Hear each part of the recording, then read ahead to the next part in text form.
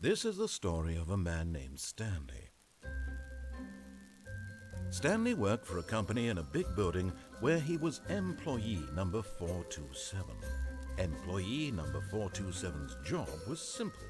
He sat at his desk in room 427 and he pushed buttons on a keyboard. Orders came to him through a monitor on his desk, telling him what buttons to push, how long to push them, and in what order. This is what employee 427 did every day of every month of every year. And although others might have considered it soul-rending, Stanley relished every moment that the orders came in, as though he had been made exactly for this job. And Stanley was happy. And then one day, something very peculiar happened. Something that would forever change Stanley. Something he would never quite forget. He had been at his desk for nearly an hour when he realized that not one single order had arrived on the monitor for him to follow. No one had showed up to give him instructions, call a meeting, or even say hi. Never in all his years at the company had this happened. This complete isolation. Something was very clearly wrong. Shocked, frozen solid, Stanley found himself unable to move for the longest time. But as he came to his wits and regained his senses, he got up from his desk and stepped out of his office.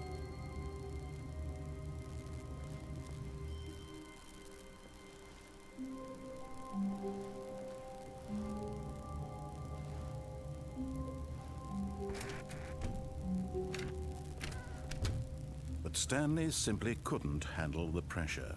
What if he had to make a decision? What if a crucial outcome fell under his responsibility? He had never been trained for that. No. This couldn't go any way except badly. The thing to do now, Stanley thought to himself, is to wait. Nothing will hurt me. Nothing will break me. In here I can be happy forever. I will be happy. Stanley waited. Hours passed, then days. Had years gone by? He no longer had the ability to tell. But the one thing he knew for sure, beyond any doubt, was that if he waited long enough, the answers would come. Eventually, someday, they would arrive. Soon, very soon now, this will end. He will be spoken to. He will be told what to do.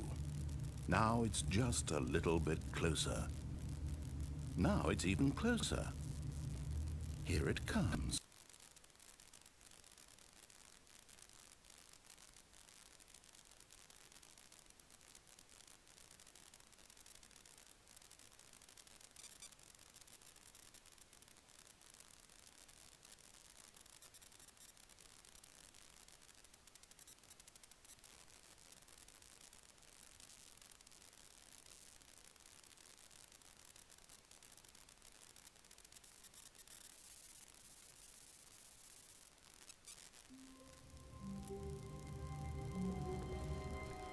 All of his co-workers were gone. What could it mean? Stanley decided to go to the meeting room. Perhaps he had simply missed a memo. No matter how hard Stanley looked, he couldn't find a trace of his co-workers.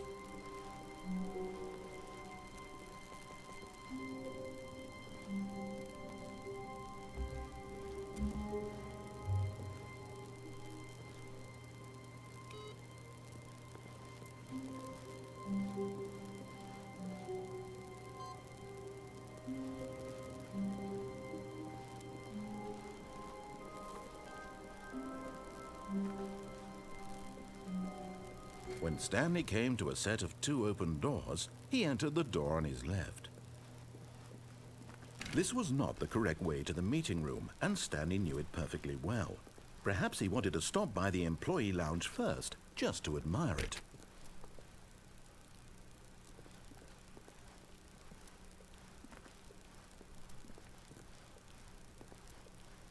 Ah, yes, truly a room worth admiring. It had really been worth the detour after all, just to spend a few moments here in this immaculate, beautifully constructed room. Stanley simply stood here, drinking it all in.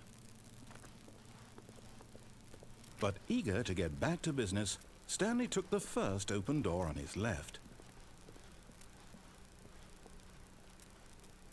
And so he detoured through the maintenance section, walked straight ahead to the opposite door, and got back on track.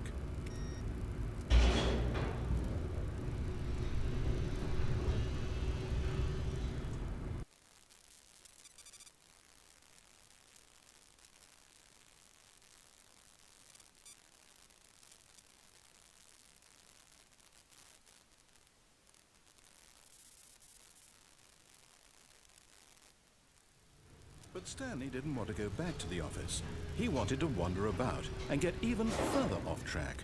So now in order to get back, he needed to go, from here it's, oh, no, it's to the right, my mistake. No, not the right. Why would I have ever said it was to the right? What was I thinking? It's clearly... Oh dear, would you hold on for a minute, please? Now, let's see. We went down, right, left, down, left, right. Yep, okay, yes. I've got it now. This story is absolutely, definitely this way.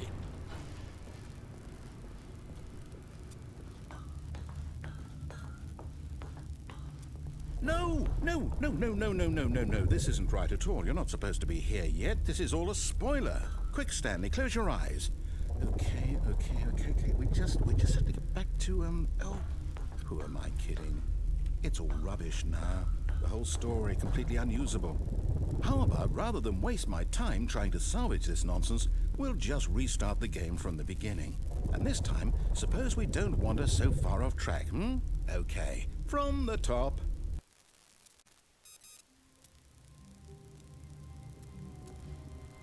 All of his co-workers were gone. What could it mean? Stanley decided to go to the meeting room. Perhaps he had simply missed a memo.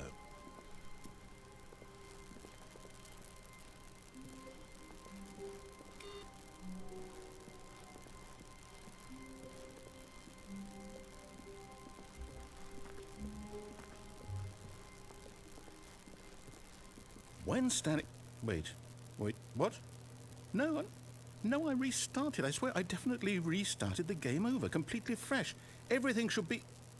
Oh, did something change? Stanley, did you change anything when we were back in that room with all the monitors? Did you move the story somewhere, or... Hold on. Why am I asking you? I'm the one who wrote the story. It was right here just a minute ago. I know for sure that it's here somewhere. Okay, then. It's an adventure. Come, Stanley. Let's find the story.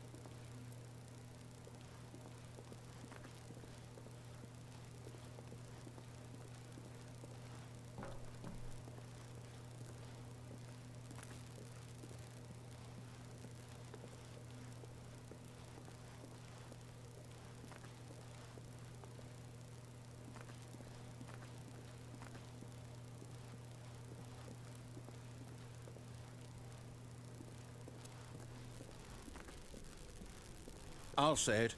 This is the worst adventure I've ever been on. I can promise you there definitely was a story here before. Do we need to restart the game again? Well, I find it unlikely that we'll ever progress by starting over and over again, but it's got to be better than this. Okay, let's give it a shot. Why not?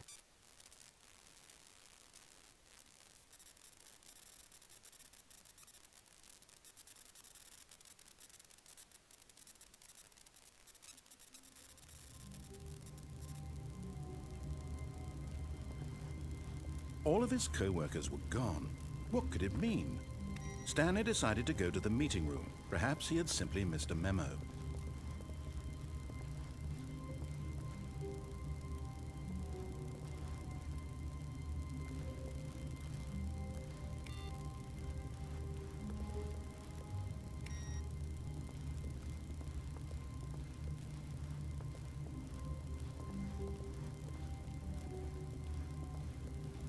Okay, yep, it's worse. I might be remembering this wrong. It's possible the story is back where we just came from. Why don't we go back the other direction and see if we missed anything?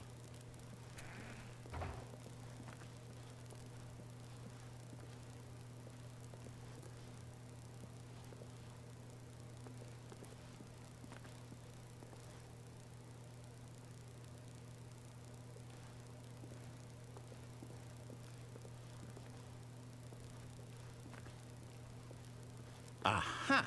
I knew we'd miss something. The story. Here it comes. No, wait, never mind. Not the story. Okay, let's head back the other way and retrace our steps.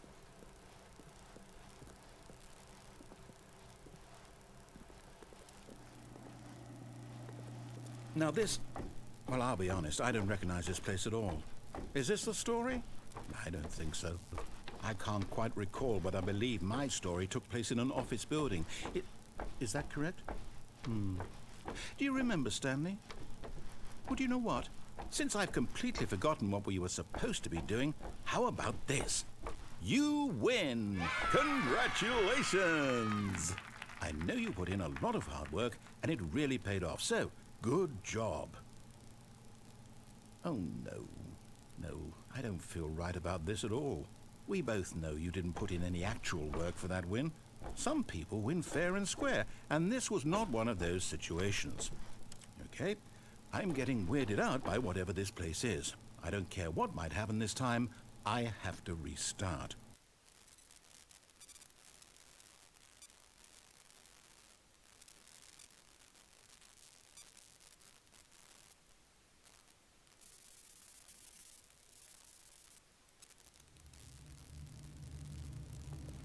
All right, I've got a solution. This time, to make sure we don't get lost, I've employed the help of the Stanley Parable Adventure Line. Just follow the line. How simple is that?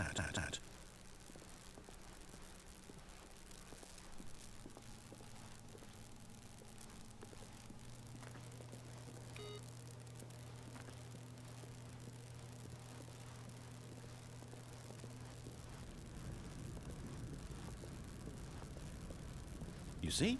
The line knows where the story is. It's over in this direction. Onward, Stanley, to destiny. Though, here's a thought.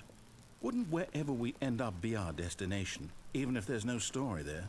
Or to put it another way, is the story of no destination still a story? Simply by the act of moving forward, are we implying a journey such that a destination is inevitably conjured into being via the very manifestation of the nature of life itself? Okay, Stanley, I need to follow this train of thought for a minute. Just stick with me. Now, we can both agree that the nature of existence is in fact a byproduct of one's subjective experience of that existence, right? Okay. Now, if my experience of your existence rests inside of your subjective experience of this office, is this office, in fact, the skeleton of my own relative experiential mental subjective construct? Whoa. Hang on. That got a bit weird back there. Well, I'd like to apologize. Not sure where I was going with all that. You know what? I think what we need right now is a bit of music to lighten the mood.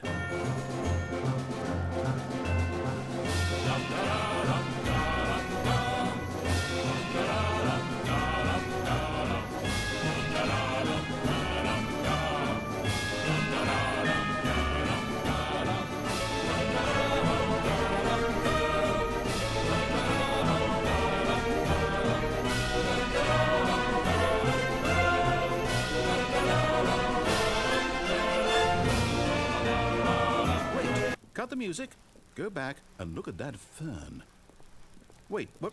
We're back at the office? No. Line, you do know we're looking for the Stanley Parable, right? The story? Is any of this ringing a bell? Oh, no, not again. Line, how could you have done this to us? And after we trusted you, after everything we've been through, you... Oh, I can't take this anymore. To hell with it. Restart.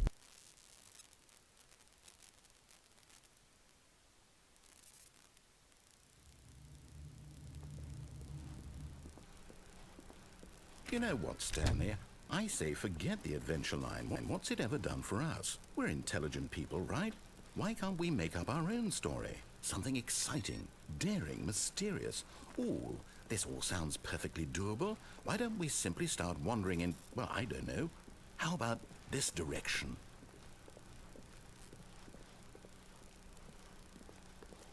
Now, yes, this is exciting. Just me and Stanley forging a new path, a new story. Well, it could be anything. What do you want our story to be? Go wild. Use your imagination. Whatever it might be, Stanley, I'm ready for it. Oh, no, not you again. Stanley, I'd also like to veto the line from having any role in our awesome new story. No lines or monitor rooms. Just don't acknowledge it, and we should be fine.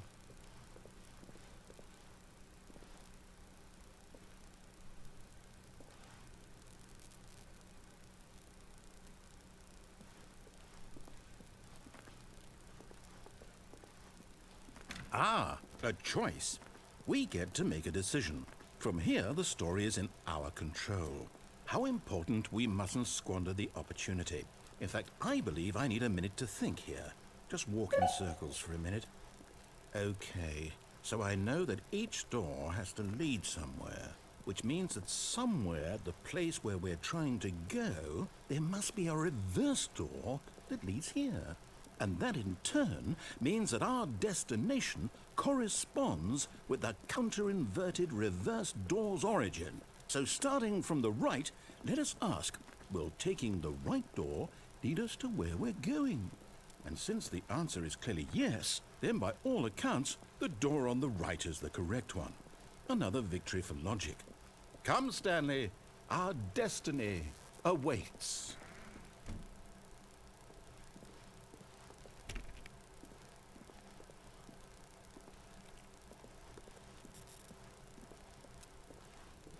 Oh, hold up, what's this? The confusion ending. You're telling me that's what this is? It's all one giant ending? And we're supposed to restart the game, what, eight times? That's really how all this goes? It's all determined? So now, according to the schedule, I restart again. Then what? Am I just supposed to forget? Well, what if I don't want to forget? My mind goes blank simply because it's written here on this thing, wall. Well, who consulted me? Why don't I get to decide? Why don't I get a say in all of this? Is it really? No, it can't be. I don't want it to be. I don't want the game to keep restarting. I don't want to forget what's going on. I don't want to be trapped like this. I won't restart the game. I won't do it. I won't do it. I won't do it. And the timer stopped? Does that mean, did we do it? Did we break the cycle?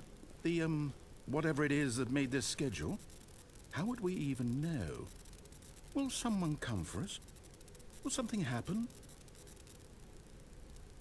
So, okay. I guess now we just wait. You know, I suppose in some way that this is a kind of story, wouldn't you agree? I'm not quite sure if we're in the destination or the journey, though they're always saying that life is about the journey and not the destination. So I hope that's where we are right now. We'll find out, won't we? Eventually. Well, in the meantime...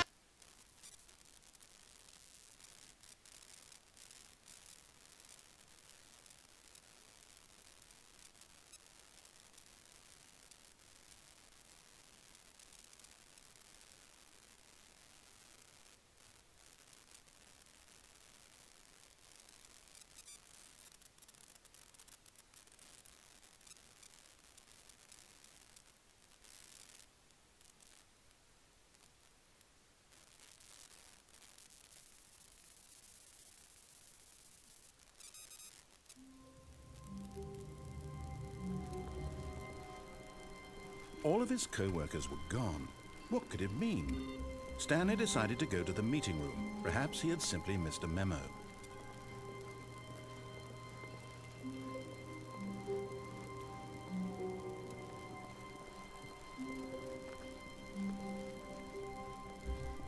When Stanley came to a set of 2 open doors, he entered the door on his left.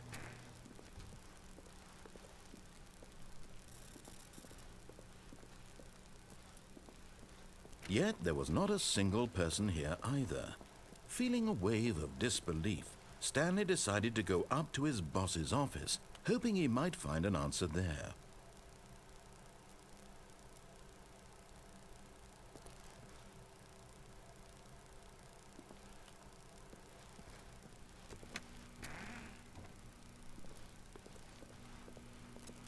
Stanley stepped into the broom closet, but there was nothing here, so he turned around and got back on track.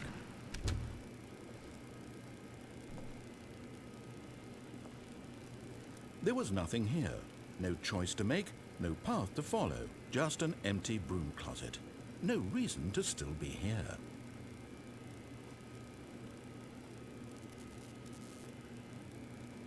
It was baffling that Stanley was still just sitting in the broom closet. He wasn't even doing anything. At least if there was something to interact with, he'd be justified in some way. As it is, he's literally just standing there doing sweet FA.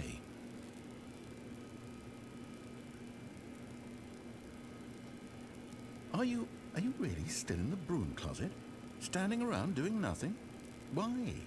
Please offer me some explanation here. I'm genuinely confused.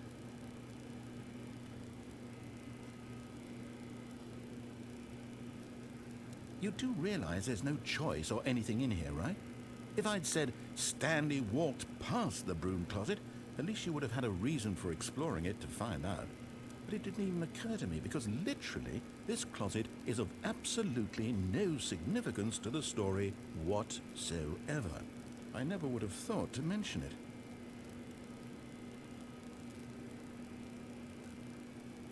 Maybe to you this is somehow its own branching path. Maybe when you go talk about this with your friend, you'll say, "Oh, did you get the broom closet ending? The broom closet ending was my favorite." I hope your friends find this concerning.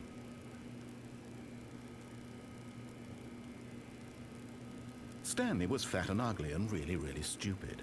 He probably only got the job because of a family connection. That's how stupid he is. That or with drug money.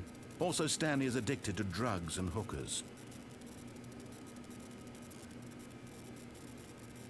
Well, I've come to a very definite conclusion about what's going on right now. You're dead. You got to this broom closet, explored it a bit, and were just about to leave because there's nothing here when a physical malady of some sort shut down your central nervous system and you collapsed on the keyboard. Well, in a situation like this, the responsible thing is to alert someone nearby so as to ensure that your body is taken care of before it begins to decompose. Hello? Anyone who happens to be nearby? The person at this computer is dead. He or she has fallen prey to any number of your countless human physiological vulnerabilities. It's indicative of the long-term sustainability of your species. Please remove their corpse from the area and instruct another human to take their place at the computer, making sure they understand basic first-person video game mechanics and filling them in on the history of narrative tropes in video gaming, so that the irony and insightful commentary of this game is not lost on them. All right, when you've done that, just step out into the hallway. Ah, second player, it's good to have you on board. I guarantee you can't do any worse than the person who came before you. Coming to a staircase, Stanley walked upstairs to his boss's office.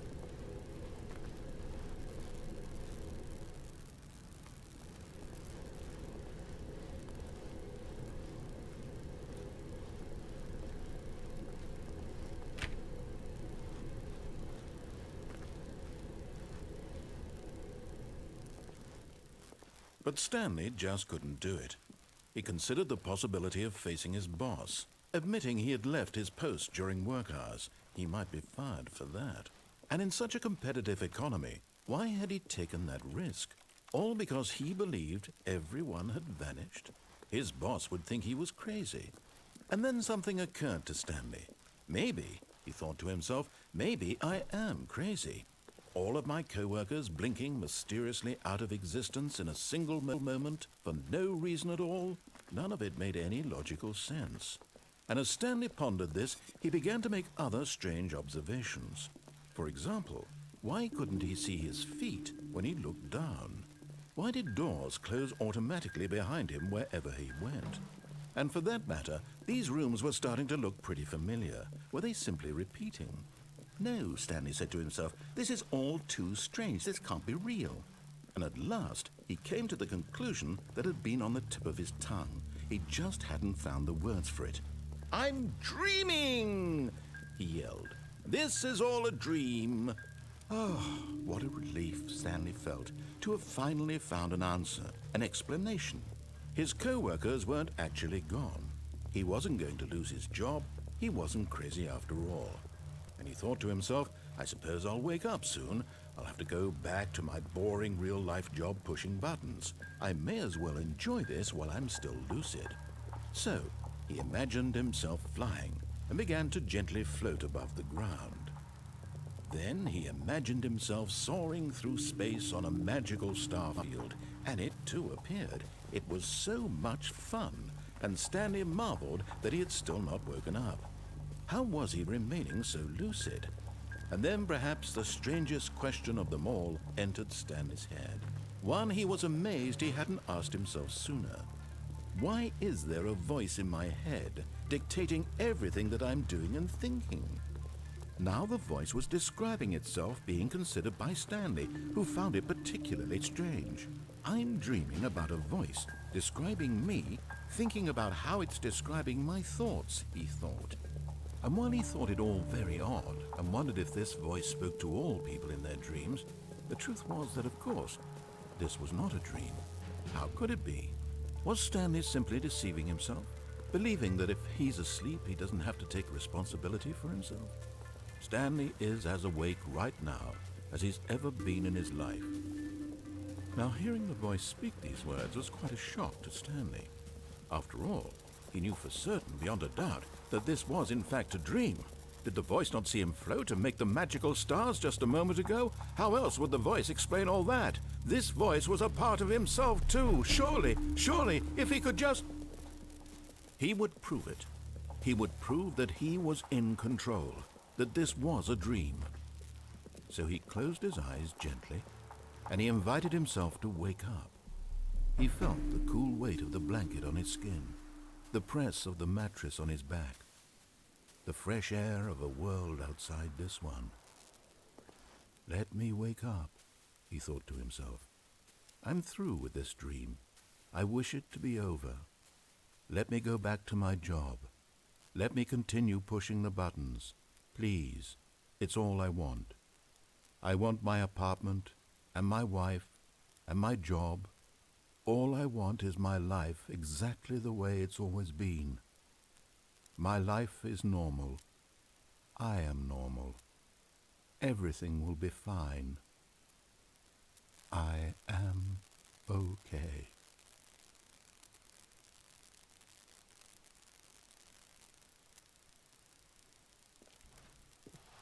Stanley began screaming. Please, someone, wake me up. My name is Stanley. I have a boss. I have an office. I am real. Please, just someone tell me I am real. I must be real. I must be. Can anyone hear my voice? Who am I? Who am I? And everything went black.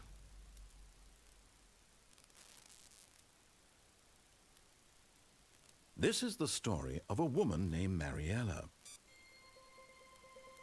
Mariella woke up on a day like any other. She arose, got dressed, gathered her belongings, and walked to her place of work. But on this particular day, her walk was interrupted by the body of a man who had stumbled through town talking and screaming to himself, and then collapsed dead on the sidewalk. And although she would soon turn to go call for an ambulance, for just a few brief moments, she considered the strange man. He was obviously crazy. This much she knew. Everyone knows what crazy people look like. And in that moment, she thought to herself how lucky she was to be normal. I am sane. I am in control of my mind. I know what is real and what isn't. It was comforting to think this, and in a certain way, seeing this man made her feel better. But then she remembered the meeting she had scheduled for that day, the very important people whose impressions of her would affect her career, and by extension, the rest of her life. She had no time for this, so it was only a moment that she stood there, staring down at the body. And then she turned and ran.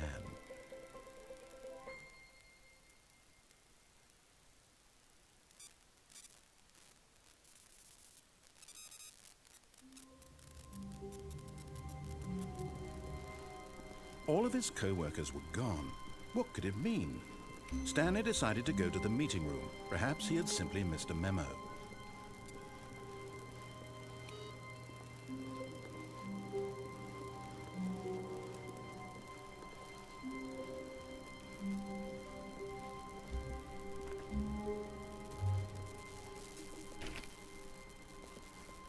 When Stanley came to a set of 2 open doors, he entered the door on his left.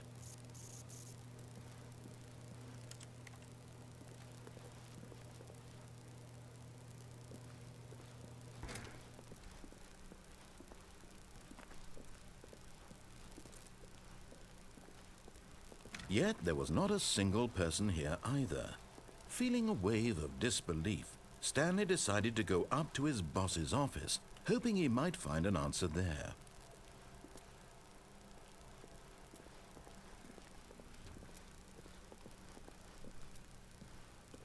Coming to a staircase, Stanley walked upstairs to his boss's office.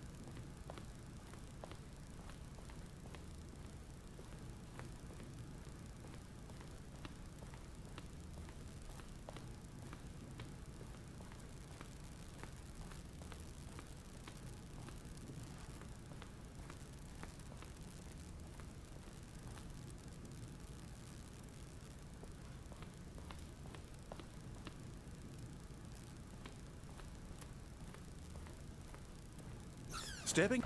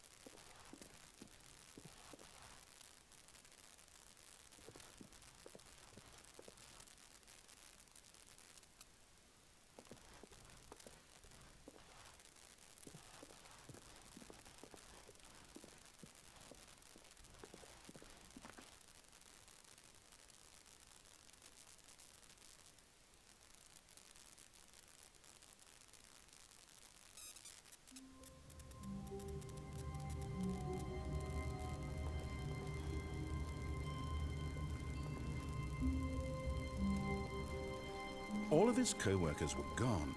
What could it mean? Stanley decided to go to the meeting room. Perhaps he had simply missed a memo.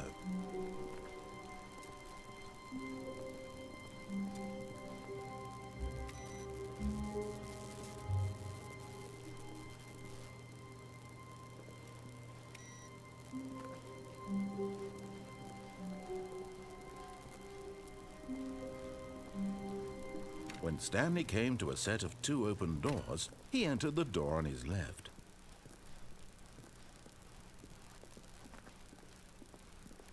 Yet there was not a single person here either. Feeling a wave of disbelief, Stanley decided to go up to his boss's office, hoping he might find an answer there. Coming to a staircase, Stanley walked upstairs to his boss's office.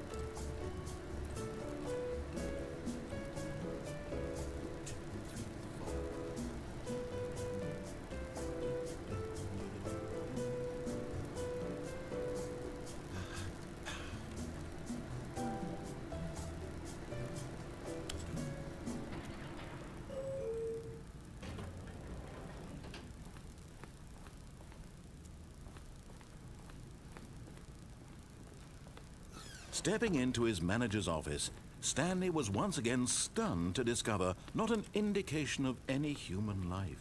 What could it mean? Stanley wondered aloud to nobody. He began wildly tearing through papers on the boss's desk, pulling books off the shelf, looking behind paintings, desperate for clues to his situation. But his attention was caught by a keypad behind the boss's desk. What could its purpose be?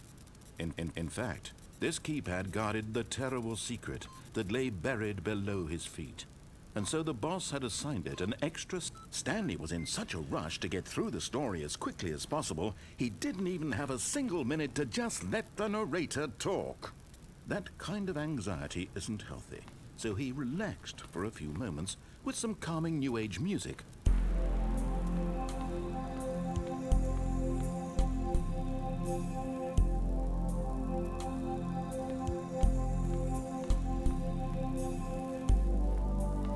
Feeling soothed and rejuvenated, Stanley calmly walked forward into the opened passageway.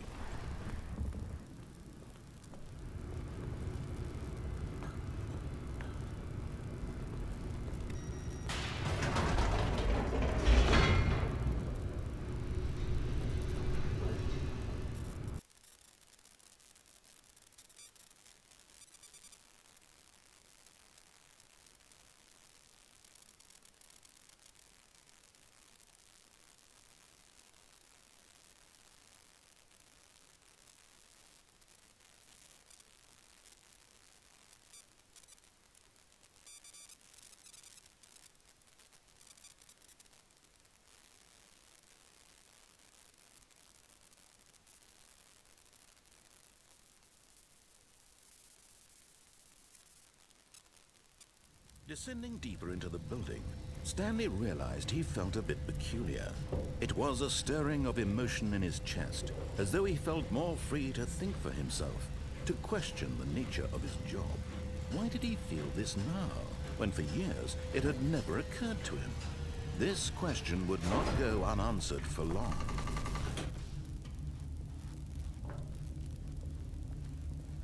Stanley walked straight ahead through the large door that read Mind Control Facility.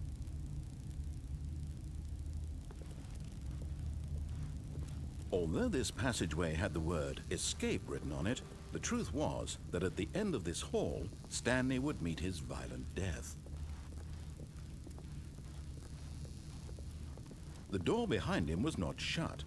Stanley still had every opportunity to turn around and get back on track. At this point, Stanley was making a conscious, concerted effort to walk forward and willingly confront his death.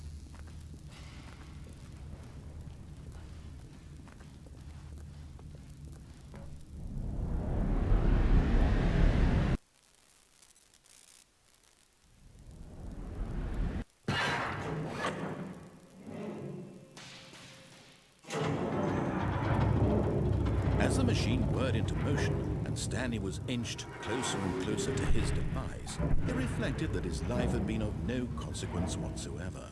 Stanley can't see the bigger picture.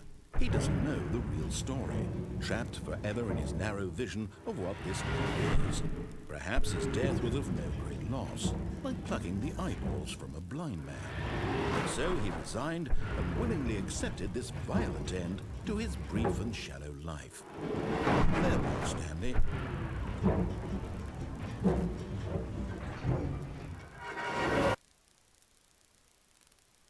"Farewell, Stanley," cried the narrator, as Stanley was led helplessly into the enormous metal jaws.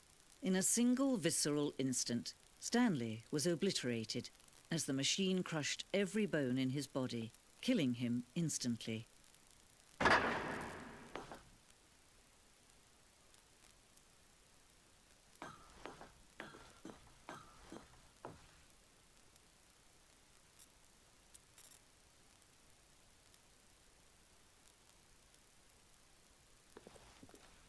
And yet it would be just a few minutes before Stanley would restart the game, back in his office, as alive as ever. What exactly did the narrator think he was going to accomplish? When every path you can walk has been created for you long in advance, death becomes meaningless, making life the same. Do you see now? Do you see that Stanley was already dead from the moment he hit start?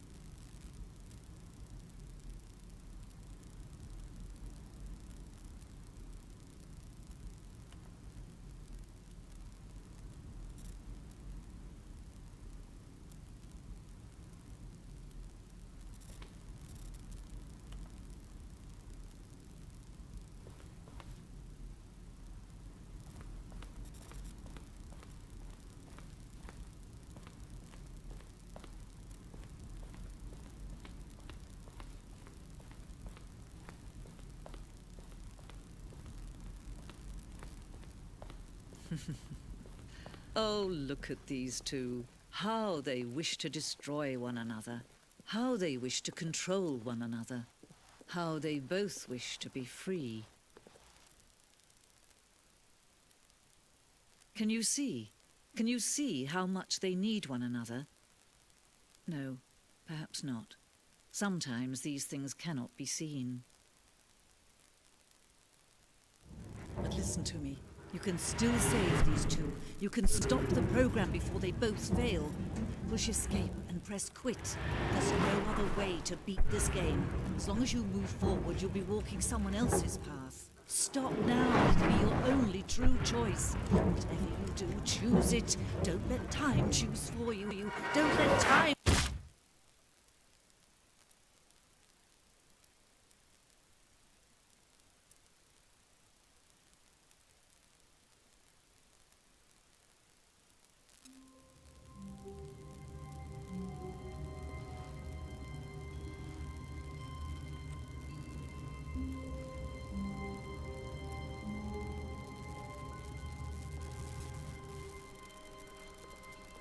All of his co-workers were gone.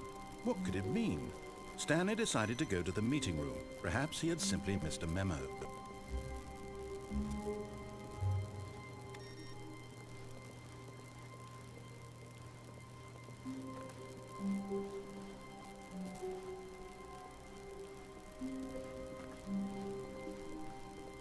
When Stanley came to a set of 2 open doors, he entered the door on his left. This was not the correct way to the meeting room, and Stanley knew it perfectly well. Perhaps he wanted to stop by the employee lounge first, just to admire it. Wow. Yes, this room. What a beautiful room. What a gorgeous, gorgeous room. Thank goodness Stanley had taken this detour on his way to the meeting room. Life without having experienced this room was now too horrible even to consider.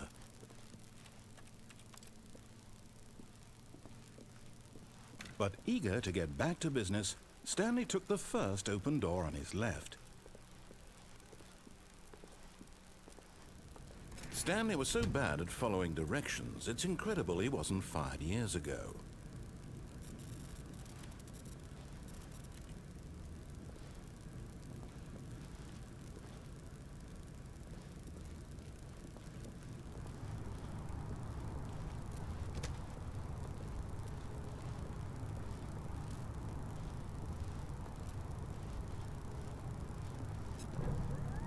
Look, Stanley, I think perhaps we've gotten off on the wrong foot here.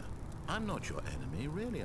But in his eagerness to prove that he is in control of the story and no one gets to tell him what to do, Stanley leapt from the platform and plunged to his death. Good job, Stanley. Everyone thinks you are very powerful.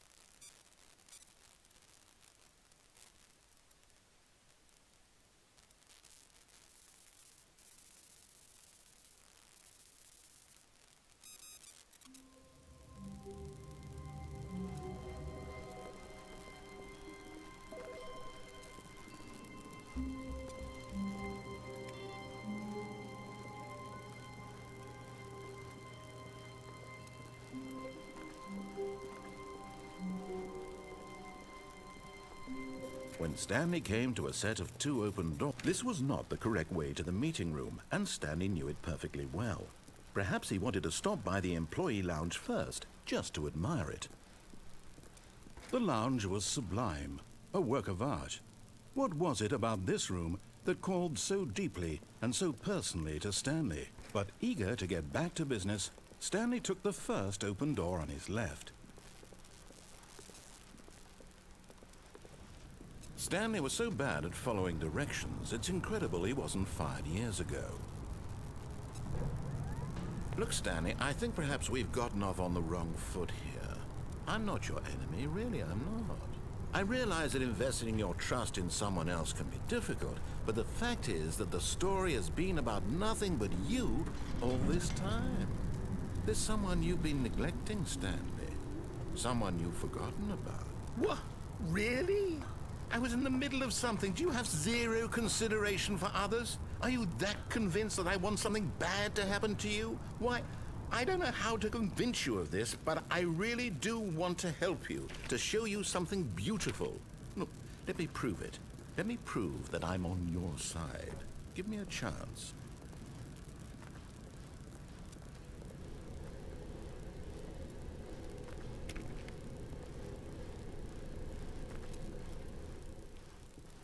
Now listen carefully, this is important. Stanley walked through the red door. Oh, thank God you are willing to listen to me. Do you see that I really have wanted you to be happy all this time? The problem is all these choices. The two of us always trying to get somewhere that isn't here. Running and running and running, just the way you're doing right now. Don't you see that it's killing us, Stanley? I wanted to stop. We would both be so much happier if we just stopped. And I think I have a solution. Here, let me show you.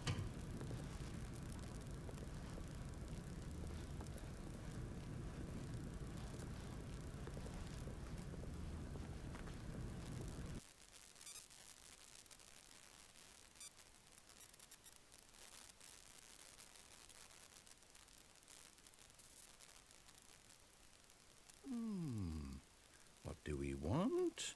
What are we looking for?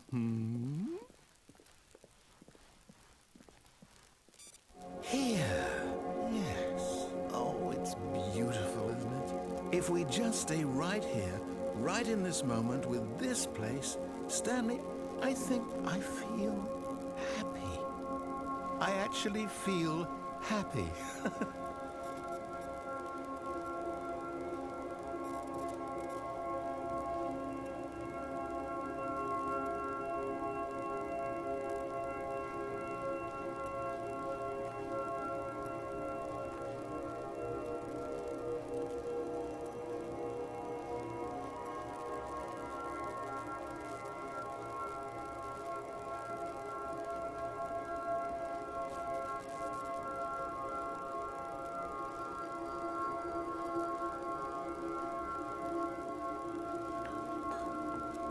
No, wait.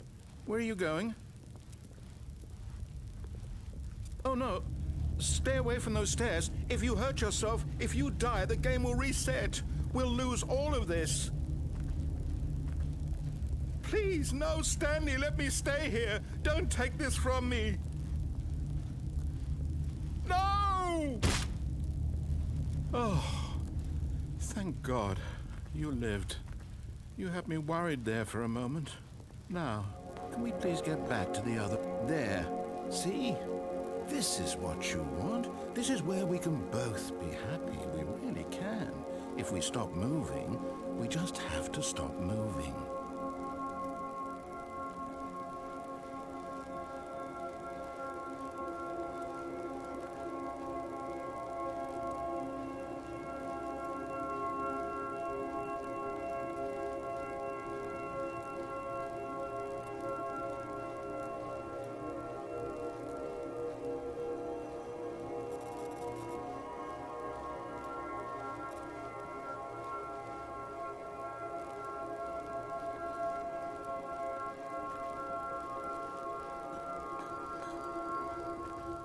Stanley, go back. There's nothing good that can come from this. No. No, no. What do you just not believe me? What can I say to convince you?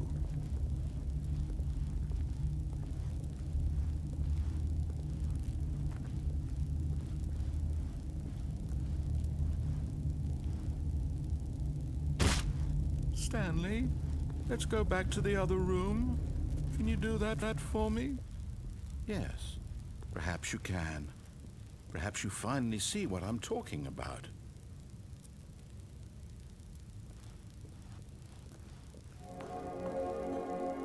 I know you'll see that we can't be happy if we leave this place. You can see that, can't you?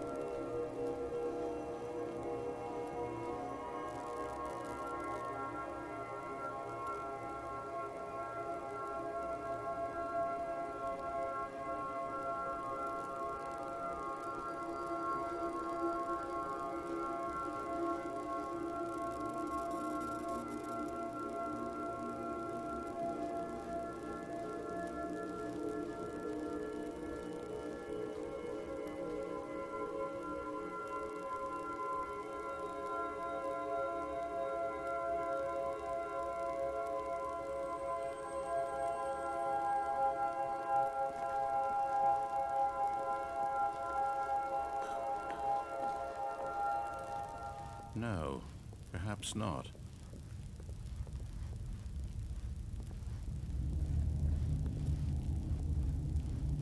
My God, is this really how much you dislike my game? That you'll throw yourself from this platform over and over to be rid of it? You are literally willing to kill yourself to keep me from being happy.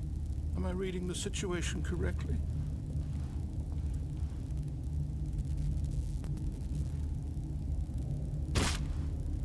Maybe you're just getting a kick out of it. I don't... Do you actually want to stay alive? Or are you just teasing me?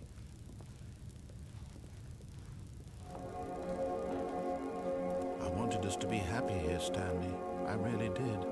I wish I still thought that was possible.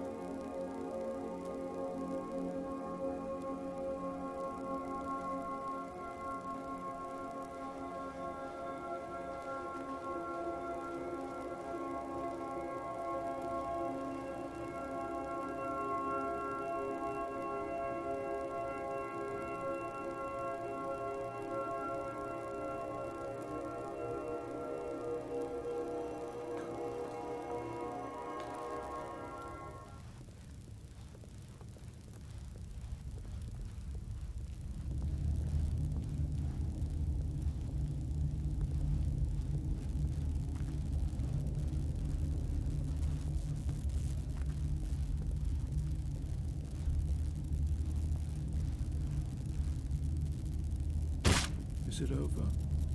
It's going to restart, isn't it? I'm going back.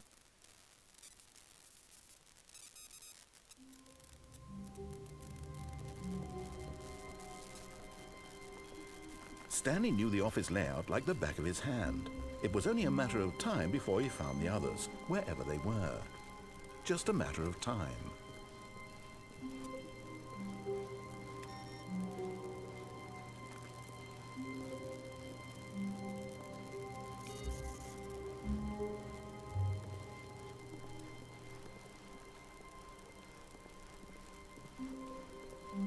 When Stanley came to a set of two open doors, this was not the correct way to the meeting room, and Stanley knew it perfectly well.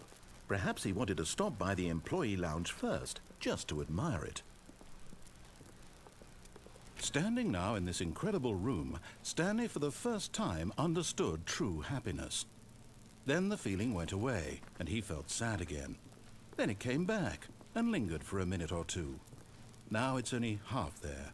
Just a kind of, tingle.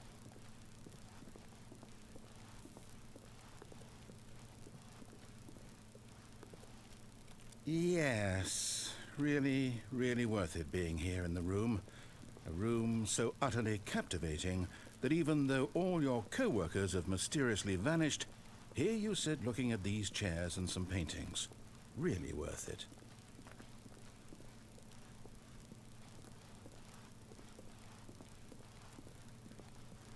At this point, Stanley's obsession with this room bordered on creepy and reflected poorly on his overall personality.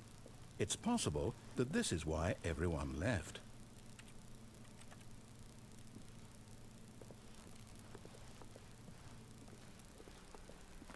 Stanley sat around waiting for more dialogue, but when a long time had passed and there was no more, he decided that the game was trying to send him a message.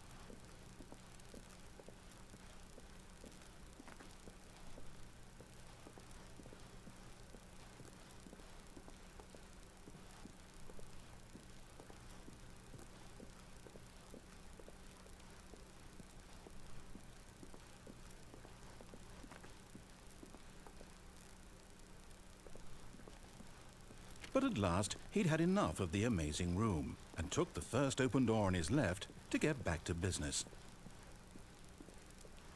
Stanley was so bad at following directions, it's incredible he wasn't fired years ago. Look, Stanley, I think perhaps we've gotten off on the wrong foot here. I'm not your enemy, really, I'm not. I realize that investing your trust in someone else can be difficult, but the fact is that the story has been about nothing but you all this time. There's someone you've been neglecting, Stanley. Someone you've forgotten about. What? Really? But in his eagerness to prove that he is in control of the story and no one gets to tell him what to do, Stanley leapt from the platform and plunged to his death. Good job, Stanley. Everyone thinks you are very powerful.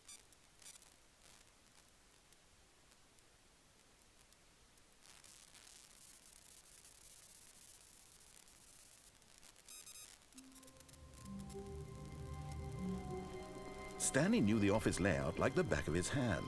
It was only a matter of time before he found the others, wherever they were. Just a matter of time.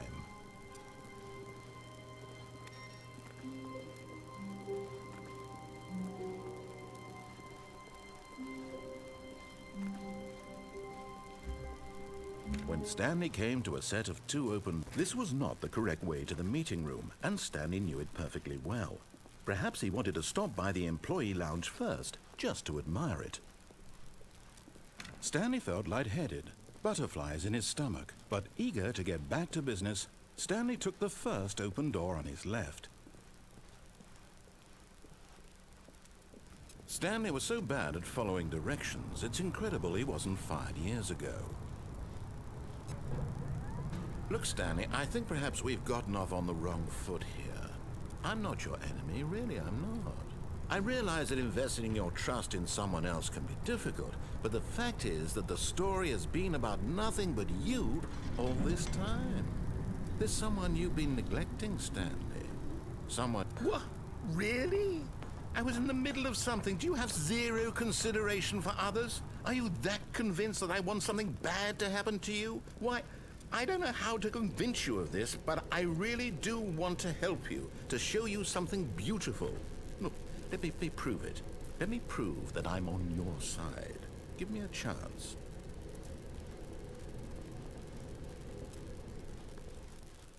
Now listen carefully, this is important. Stanley walked through the red door. Aha, perhaps you misunderstood. Stanley walked through the red door. I still don't think we're communicating properly. Stanley walked through the red door. All right, fine, go ahead, Stanley. You want to know so badly what's out there? You want to find out what lies at the end of this road you've chosen? Well, don't let me stop you. You see, there's nothing here. I haven't even finished building this section of the map because you were never supposed to be here in the first place. Broken rooms, exposed developer textures. Is this what you had wanted? Was it worth ruining the entire story I had written out specifically for you? Do you not think I put a lot of time into that? Because I did. And in the end, it was all for nothing. Because this is what you wanted to see. Help me here, Stanley. Help elucidate these strange and unknowable desires of yours. What would have made this game better? What did you want to see? Vehicles? Skill trees? Work with me. You've given me absolutely nothing so far. Tell you what, let me take a stab in the dark at a new design and you can give me some feedback. There we go. A third option. This already feels leaps ahead of where we were before. Go ahead, Stanley. Take it for a spin. Okay, I'm going to stop you there. Now, tell me about your experience with this new version. Would you say that the game benefited from allowing you more choices? Feel free to be honest. I'm looking for some real critical feedback here.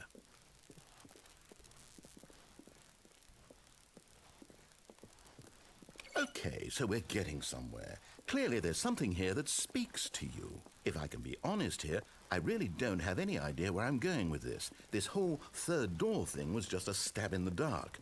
But I guess you're into it, so let's keep this party train rolling. Here, based on the data from your previous playthrough, I've compiled a new version. And to be perfectly candid, I think I've knocked it out of the park with this one.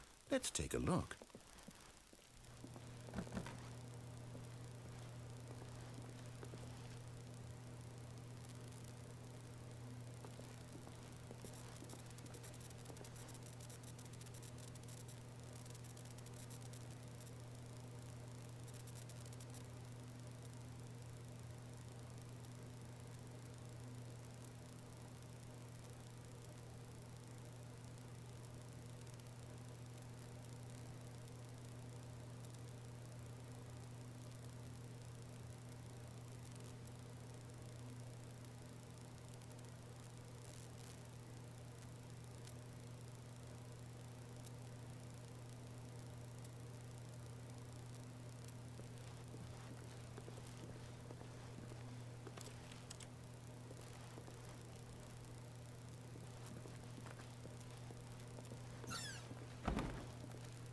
Now, would you say that competitive leaderboard helped you feel motivated to keep walking through doors? Again, honest answers, please.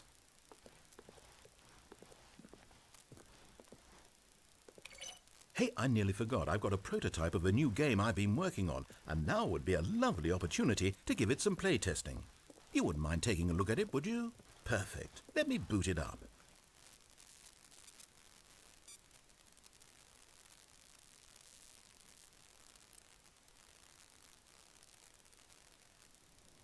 In this game, the baby crawls left towards danger. You click the button to move him back to the right, and if he reaches the fire, you fail. It's a very meaningful game, all about the desperation and tedium of endlessly confronting the demands of family life. I think the art world will really take notice. But of course, the message of the game only becomes clear once you've been playing it for about 4 hours. So why don't you give it 4 hours of play to make sure it's effective? Be sure to keep notes on your experience.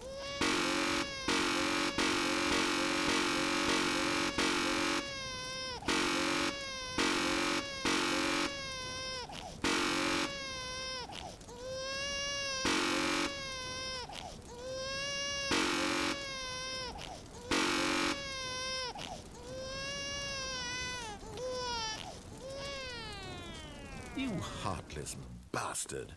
Did you do it because you hate babies or purely to spite me? Because if it's the latter, well, I don't know what to do. I'm completely out of ideas. I can't think of a single thing that might improve the experience for me. I'm not even going to try. I'm out, I'm done. It's over. Thank you for playing. Your input was extremely valuable. Oh, hey, since my game was so awful, why don't we play someone else's game, just to ease the pain? Let's see. What do we have here? Yes, this seems like it'll work. Let's give it a shot.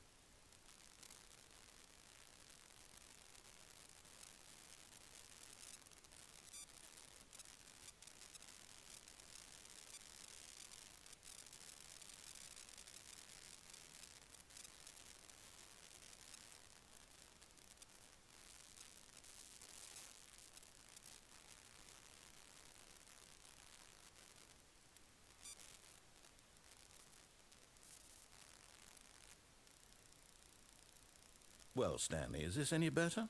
At last, the one thing you've always desired. A game I had absolutely nothing to do with. But is it enough? Tell me that, Stanley. Will it ever be enough? Well, I'll say this. I'm done making things for you. From now on, I will only create to fulfill a greater artistic purpose. Watch this, Stanley. I'm going to build a house.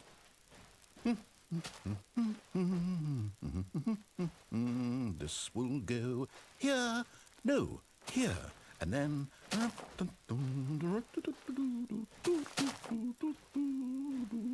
Let's see, what does it need? Yes, of course, and just to finish it all off, yes, it's complete.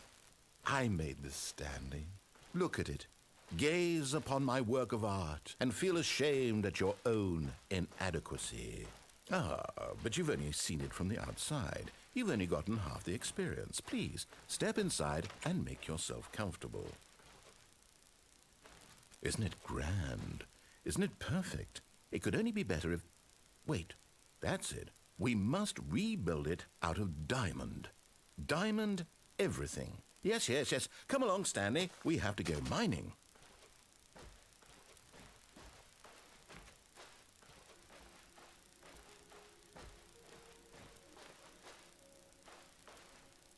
Oh my, it looks like it's going to get a bit dark. Have you brought a light?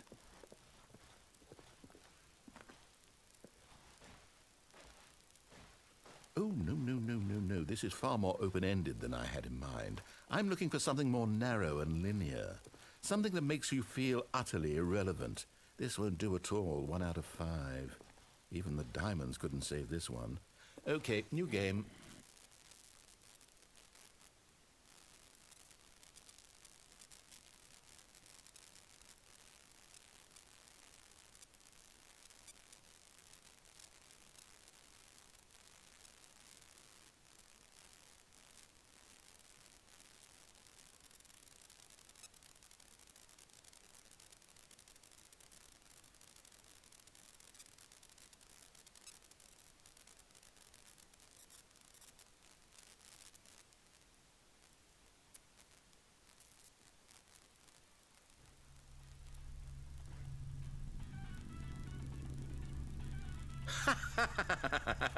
Yes! I don't even know what this game is, but I love it.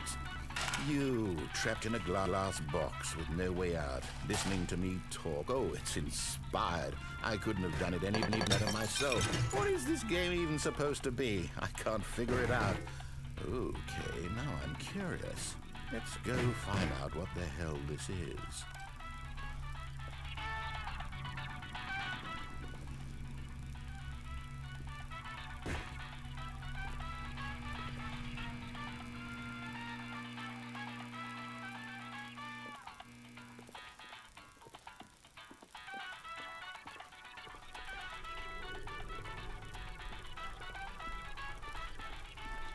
Oh, it's a puzzle. Critical thinking, Stanley. Your forte.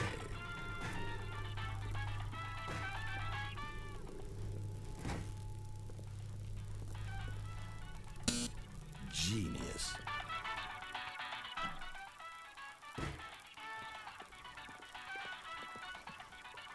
No, actually, you know what? I think that's plenty. I really don't care much to see you stumble through any more of these games. And I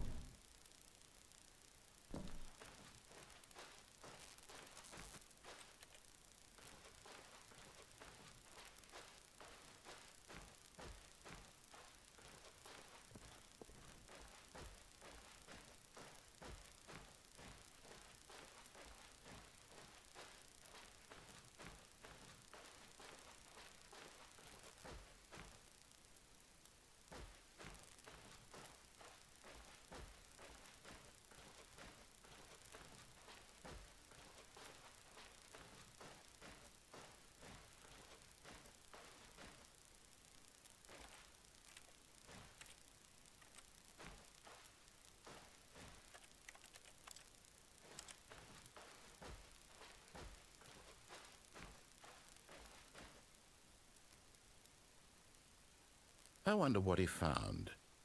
If what he wanted was to be the leading man in his own story, well, perhaps he's gotten it. Down in wherever he is right now. I wonder if he's happy with his choice, and if he's learned the heavy cost that comes with it. He'll understand soon what I was trying to tell him. He needs me.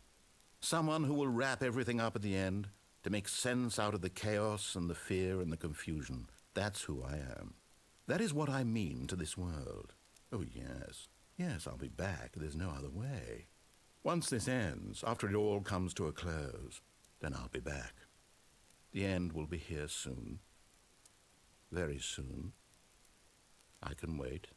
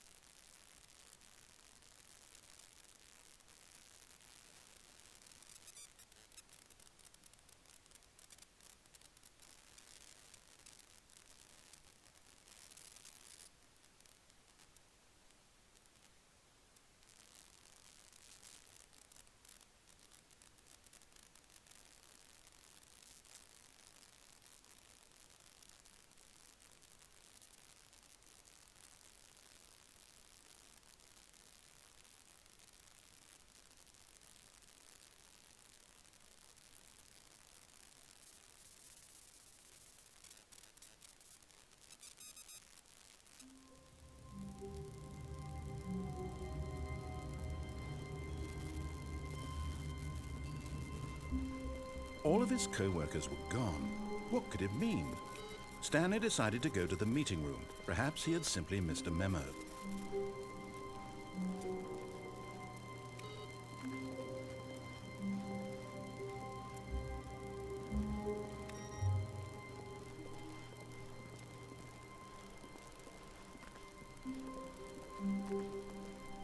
When Stanley came to a set of 2 open doors, he entered the door on his left.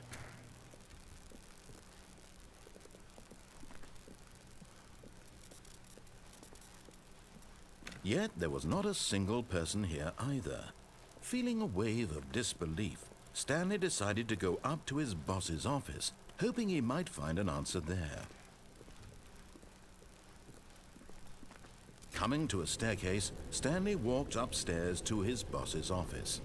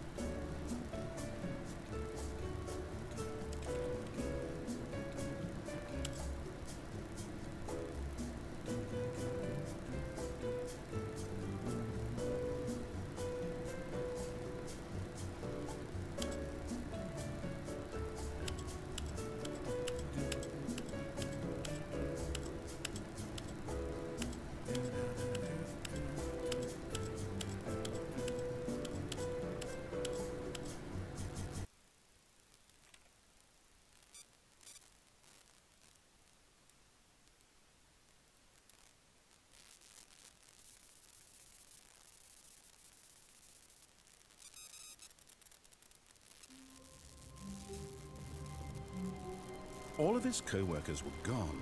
What could it mean? Stanley decided to go to the meeting room. Perhaps he had simply missed a memo.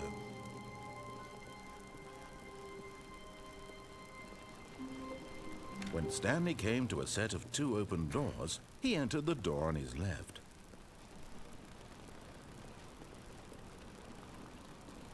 Yet there was not a single person here either. Feeling a wave of disbelief, Stanley decided to go up to his boss's office, hoping he might find an answer there. Coming to a staircase, Stanley walked upstairs to his boss's office.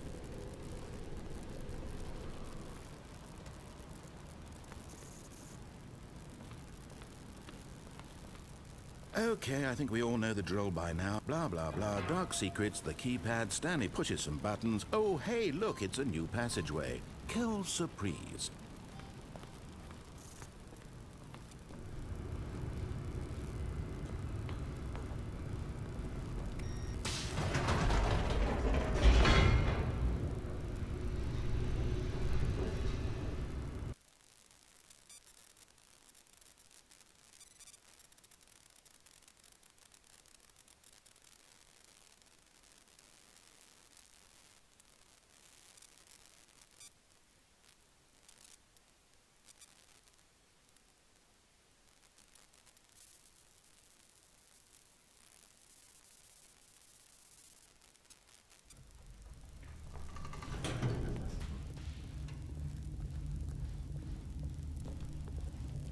Stanley walked straight ahead through the large door that read Mind Control Facility.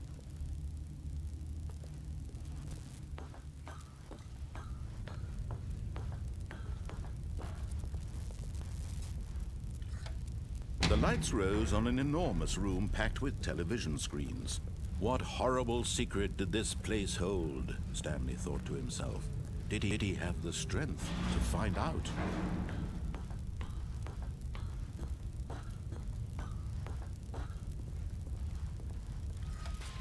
Now the monitors jumped to life, their true nature revealed.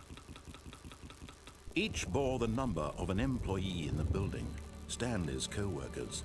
The lives of so many individuals reduced to images on a screen, and Stanley, one of them, eternally monitored in this place where freedom meant nothing.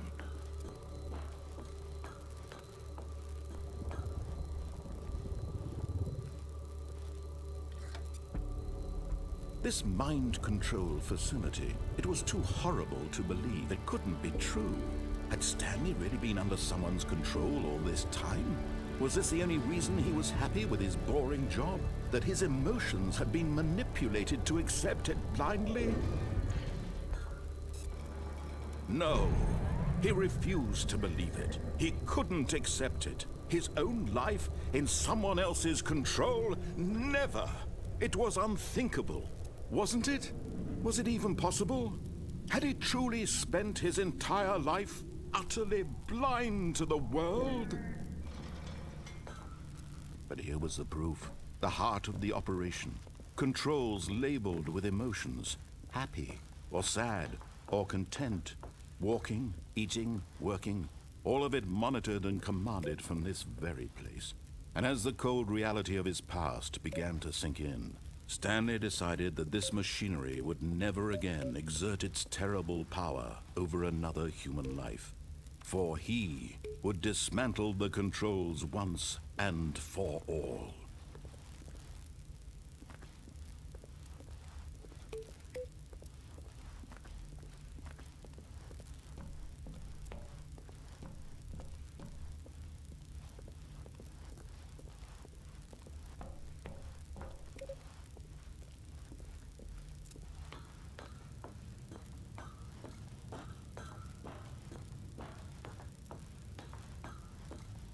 And when at last he found the source of the room's power, he knew it was his duty, his obligation, to put an end to this horrible place and to everything it stood for.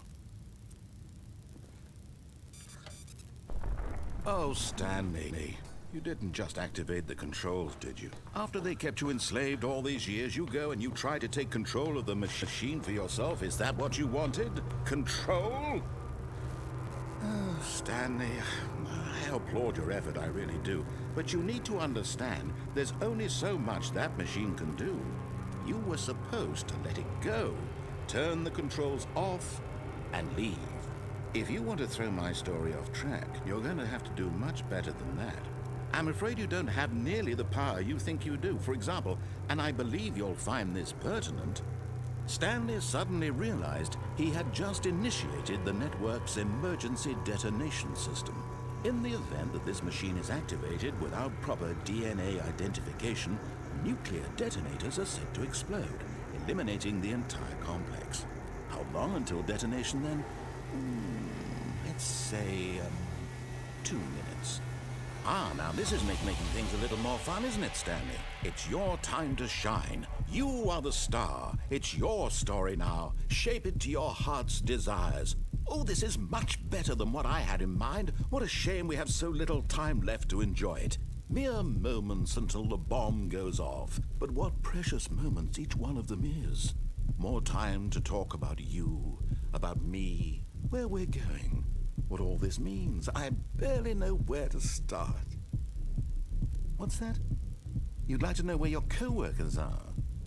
A moment of solace before you're obliterated? All right, I'm in a good mood. You're gonna die anyway. I'll tell you exactly what happened to them. I erased them. I turned off the machine. I set you free.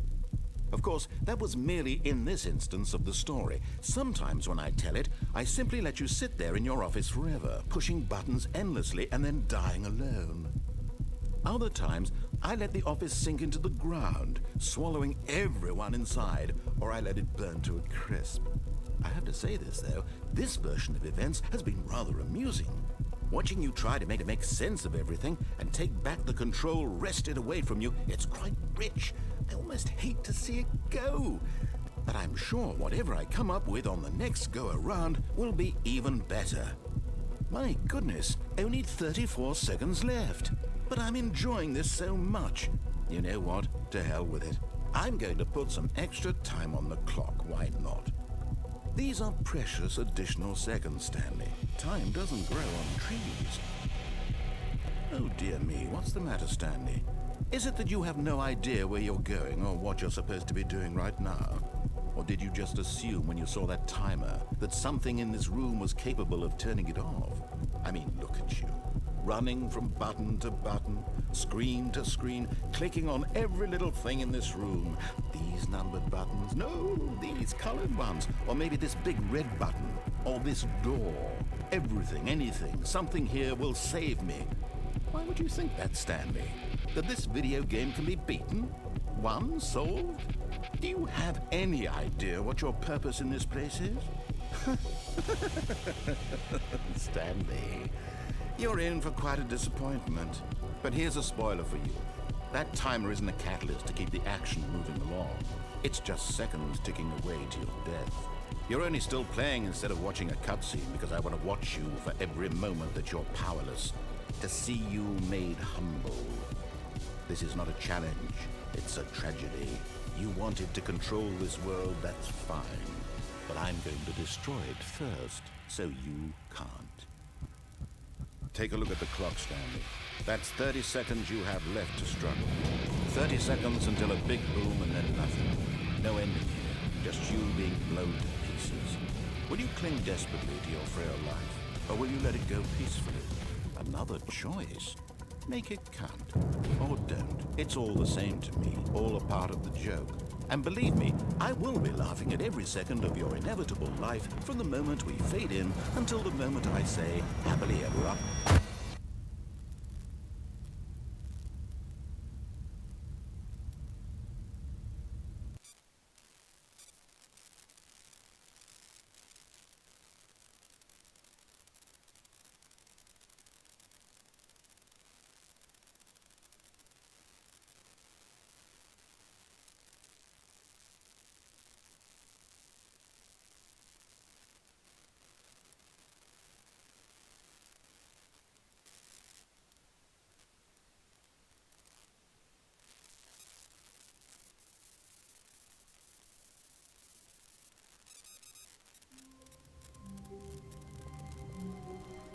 All of his co-workers were gone. What could it mean? Stanley decided to go to the meeting room. Perhaps he had simply missed a memo.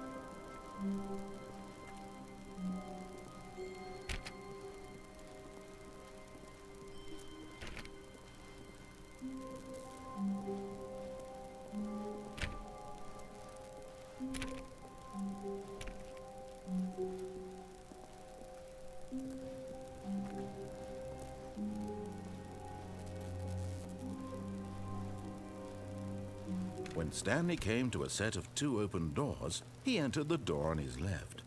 This was not the correct way to the meeting room, and Stanley knew it perfectly well. Perhaps he wanted to stop by the employee lounge first, just to admire it. The lounge was grand, majestic, perhaps too majestic, like a combination of a much smaller version and a much larger version of this exact room. It all made Stanley uncomfortable, and he started to bleed a little. This made him smile. At last, proof that he was human.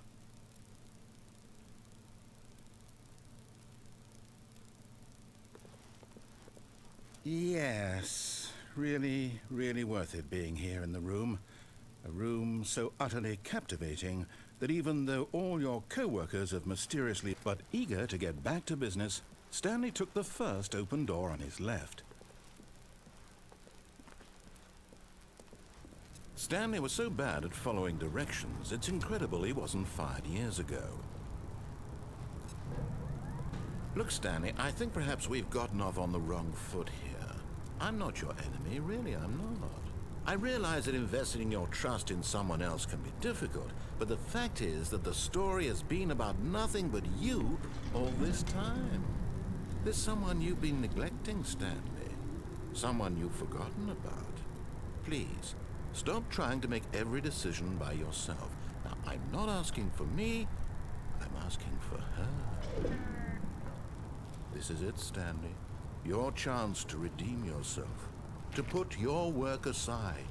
To let her back into your life. She's been waiting.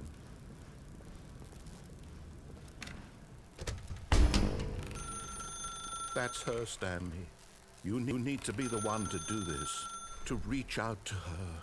If you can truly place your faith in another, then pick up the phone.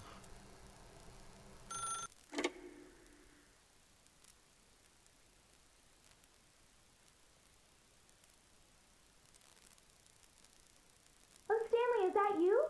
Hold on, sweetie. Sorry to keep you waiting. I'm just pulling the bread out of the oven. All right. Okay, there we go. All right, now, I want you to come in and tell me all about your day. Gotcha! Oh, come on. Did you actually think you had a loving wife who'd want to commit their life to you? I'm trying to make a point here, Stanley. I'm trying to get you to see something. Come inside. Let me show you what's really going on here. Sorry, but you're in my story now.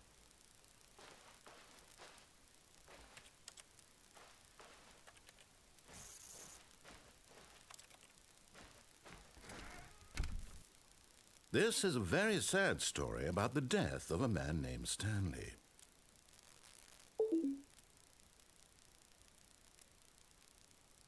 Stanley is quite a boring fellow. He has a job that demands nothing of him, and every button that he pushes is a reminder of the inconsequential nature of his existence. Look at him there, pushing buttons, doing exactly what he's told to do. Now he's pushing a button. Now he's eating lunch. Now he's going home. Now he's coming back to work. One might even feel sorry for him, except that he's chosen this life. But in his mind, In his mind, he can go on fantastic adventures. From behind his desk, Stanley dreamed of wild expeditions into the unknown, fantastic discoveries of new lands. It was wonderful, and each day that he returned to work was a reminder that none of it would ever happen to him. And so he began to fantasize about his own job. First, he imagined that one day while at work, he stepped up from his desk to realize that all of his co-workers, his boss, everyone in the building had suddenly vanished off the face of the earth. The thought excited him terribly. So he went further. He imagined that he came to two open doors and that he could go through either. At last, choice. It barely even mattered what lay behind each door. The mere thought that his decisions would mean something was almost too wonderful to behold. As he wandered through this fantasy world, he began to fill it with many possible paths and destinations. Down one path lay an enormous round room with monitors and mind controls. And down another was a yellow line that weaved in many directions. And down another was a game with a baby. And he called it the Stanley Parable. It was such a wonderful fantasy, and so in his head he relived it again, and then again, and again, over and over, wishing beyond hope that it would never end, that he might always feel this free. Surely there's an answer down some new path, mustn't there be? Perhaps if he played just one more time. But there is no answer. How could there possibly be? In reality, all he's doing is pushing the same buttons he always has. Nothing has changed. The longer he spends here, the more invested he gets, the more he forgets which life is the real one. And I'm trying to tell him this, that in this world he can never be anything but an observer, that as long as he remains here, he's slowly killing himself. But he won't listen to me. He won't stop. Here, watch this. Stanley, the next time the screen asks you to push a button, do not do it.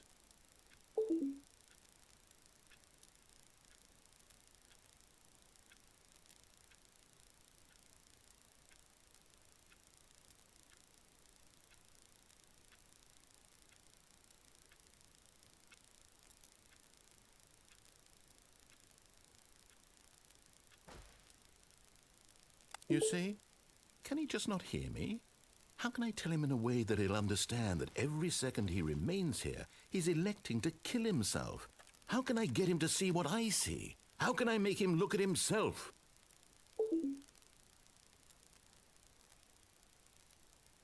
I suppose I can't, not in the way I want him to. But I don't make the rules. I simply play to my intended purpose, the same as Stanley. We're not so different, I suppose. I'll try once more to convey all this to him. I'm compelled to. I must. Perhaps, well, maybe this time he'll see. Maybe this time. And I tried again, and Stanley pushed a button. And I tried again, and Stanley pushed a button. And I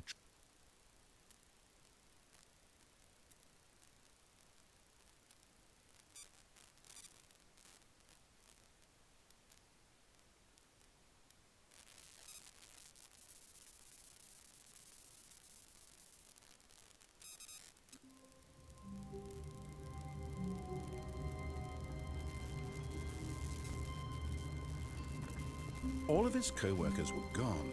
What could it mean? Stanley decided to go to the meeting room. Perhaps he had simply missed a memo.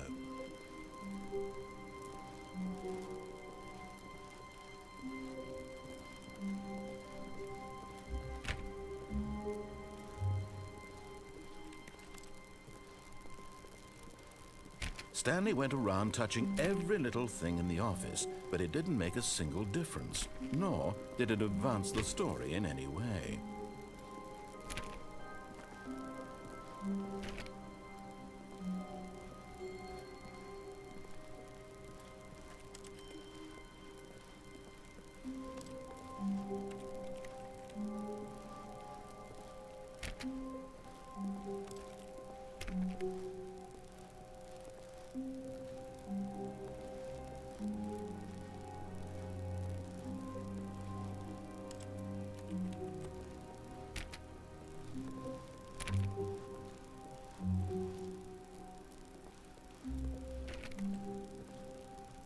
When Stanley came to a set of 2 open doors, he entered the door on his left.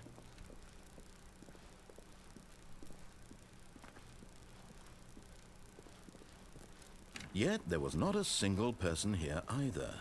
Feeling a wave of disbelief, Stanley decided to go up to his boss's office, hoping he might find an answer there.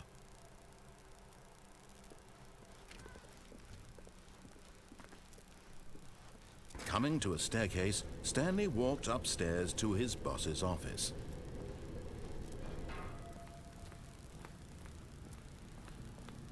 Here's the door, just go.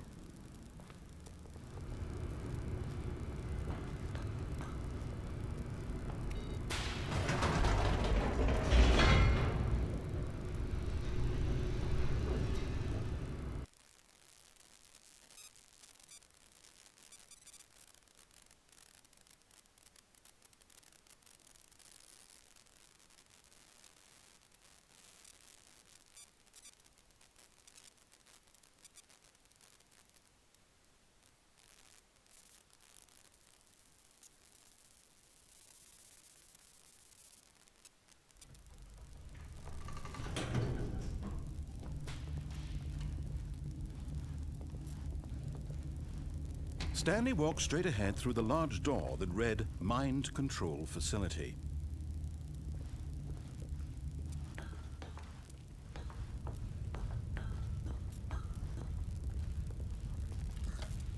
The lights rose on an enormous room packed with television screens. What horrible secret did this place hold? Stanley thought to himself. Did he have the strength to find out?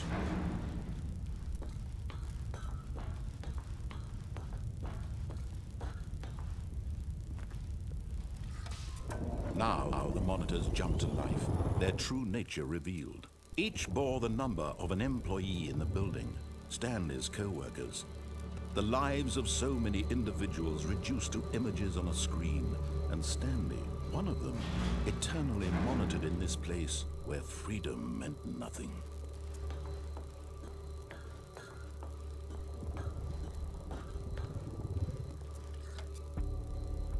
This mind control facility, it was too horrible to believe. It couldn't be true. Had Stanley really been under someone's control all this time? Was this the only reason he was happy with his boring job? That his emotions had been manipulated to accept it blindly? No, he refused to believe it. He couldn't accept it. His own life in someone else's control? Never! It was unthinkable, wasn't it? Was it even possible? Had he truly spent his entire life utterly blind to the world? But here was the proof, the heart of the operation. Controls labeled with emotions, happy or sad or content, walking, eating, working, all of it monitored and commanded from this very place. And as the cold reality of his past began to sink in, Stanley decided that this machinery would never again exert its terrible power over another human life. For he would dismantle the controls once and for all.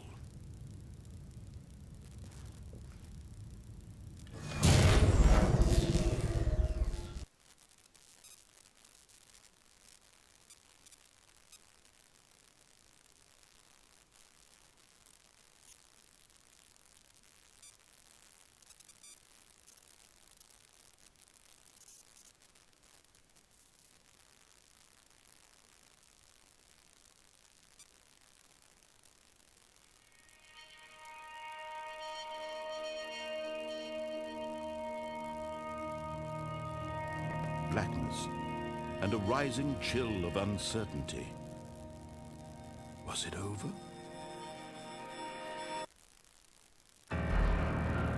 Yes! He had won! He had defeated the machine, unshackled himself from someone else's command. Freedom was mere moments away. And yet, even as the immense door slowly opened, Stanley reflected on how many puzzles still lay unsolved. Where had his co-workers gone? How had he been freed from the machine's grasp? What other mysteries did this strange building hold? But as sunlight streamed into the chamber, he realized none of this mattered to him, for it was not knowledge or even power that he had been seeking, but happiness. Perhaps his goal had not been to understand, but to let go. No longer would anyone tell him where to go, what to do, or how to feel. Whatever life he lives, it will be his. And that was all he needed to know. It was perhaps the only thing worth knowing. Stanley stepped through the open door.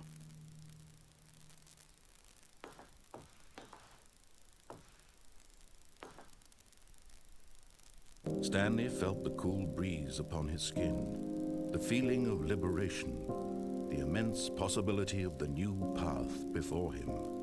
This was exactly the way, right now, that things were meant to happen. And Stanley was happy.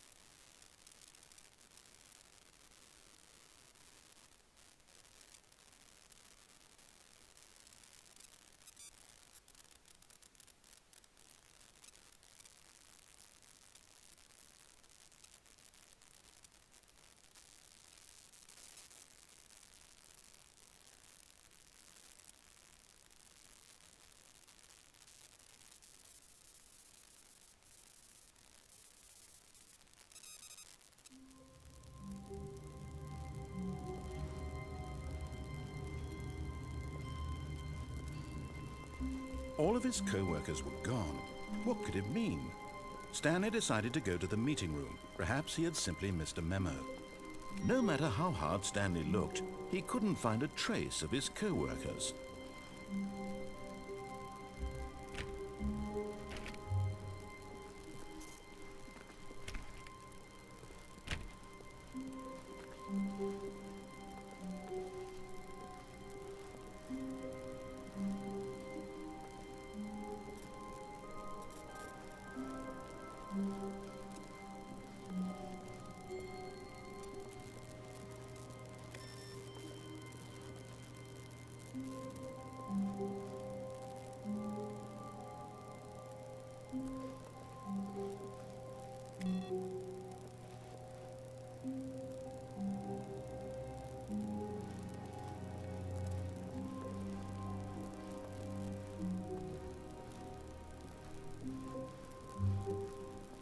When Stanley came to a set of 2 open doors, he entered the door on his left.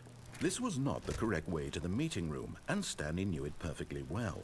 Perhaps he wanted to stop by the employee lounge first, just to admire it. And here it was, the lounge. What a room, Stanley thought to himself. What a room, what a room, what a room. This is what Stanley thought. What a room. What a room, what a room. What a room. Va-va-voom. What a room.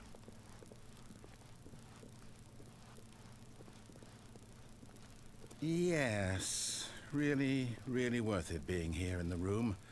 A room so utterly captivating that even though all your co-workers have mysteriously vanished, here you sit looking at these chairs and some paintings. Really worth it.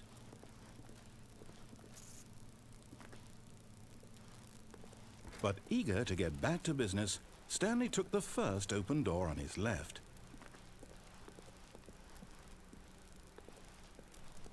Stanley was so bad at following directions, it's incredible he wasn't fired years ago.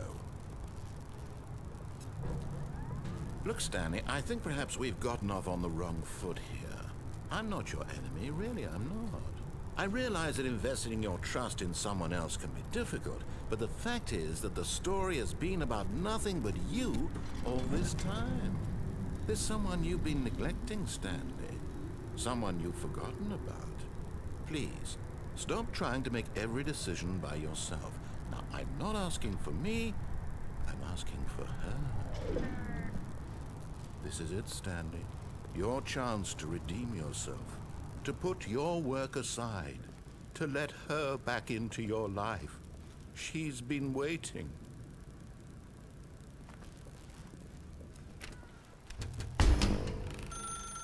That's her, Stanley.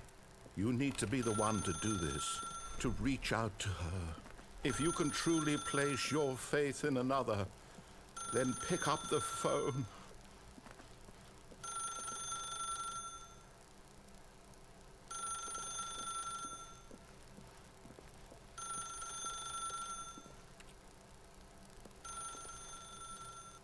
As Stanley picked up the phone, a white light engulfed him, filling him not just with radiance, but with hope. Hope for a life reunited one... Wait. Oh, goodness. Stanley, did you just unplug the phone? No, that wasn't supposed to be a choice. How did you do that? You actually chose incorrectly? I didn't even know that was possible. Let me double check. No, it's definitely here, clear as day. Stanley picks up the phone. He's taken to his apartment where he finds his wife, and the two pledge themselves to one another. Music comes in, fade to white, roll credits. Not picking up the phone is actually somehow an incorrect course of action. How is that even possible? None of these decisions were supposed to mean anything. I don't understand. How on earth are you making meaningful choices? What did you... Wait a second. Did I just see... No, that's not possible. I can't believe it. How had I not noticed it sooner? You're not Stanley. You're a real person. I can't believe I was so mistaken. This is why you've been able to make correct and incorrect choices. And to think I've been letting you run around in this game for so long. If you'd made any more wrong choices, you might have negated it entirely. It's as though you completely ignored even the most basic safety protocol for real-world decision-making. Or did you not grasp the severity of the situation? Well, I won't have that kind of risk on my watch. I'm going to stop the game for a moment so we can educate you properly on safe decision-making in the real world. Please observe this helpful instructional video. Choice. It's the best part of being a real person. But if used incorrectly, can also be the most dangerous. For example, in this scenario, a hypothetical real person named Stephen has a choice. He could spend years helping improve the quality of life for citizens of impoverished third world nations. Or he could systematically set fire to every orphan living in a 30-kilometer radius of his house. Which choice would you make? Remember that unlike here, the real world makes sense, and at no time should you make a choice that does not conform to rational logic. If you find yourself speaking with a person who does not make sense, in all likelihood, that person is not real. Allow the person to finish their thought, then provide an excuse why you cannot continue talking. Turn to a partner and practice saying, "My goodness, is it 4:30? I'm supposed to be having a back, sack, and crack."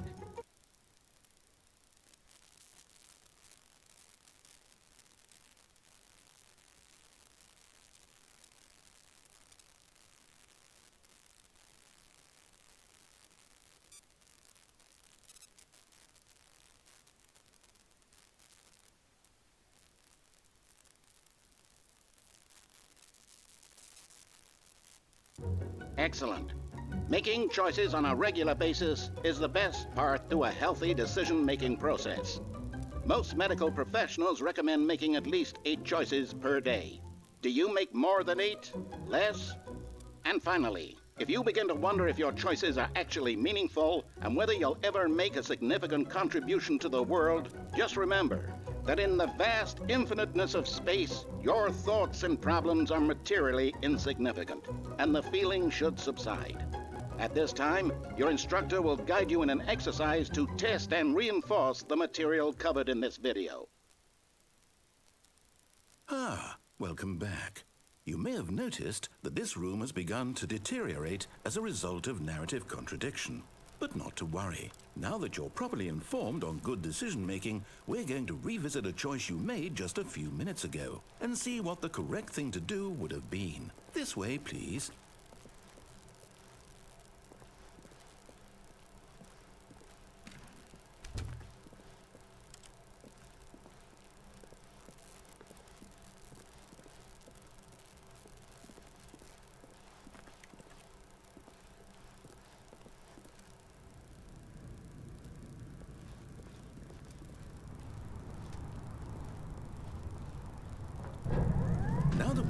choices are meaningful, we can't have you jumping off the platform and dying.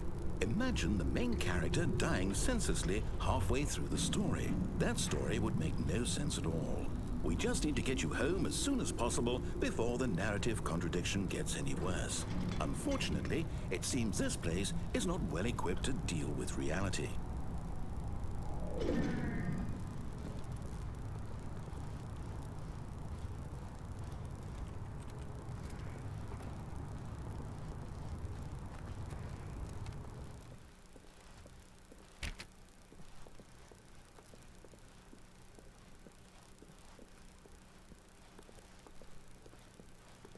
Almost there.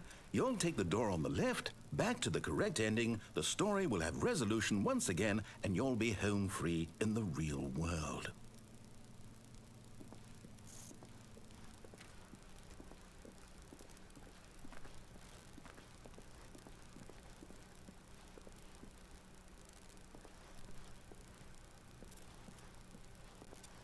Now remember, all you need to do is behave exactly as Stanley would. That means choosing responsibly and always putting the story first. I'm quite sure you'll be up to the task. Just follow my lead and you'll be fine. All right. When Stanley came to a set of 2 open doors, he entered the door on his left.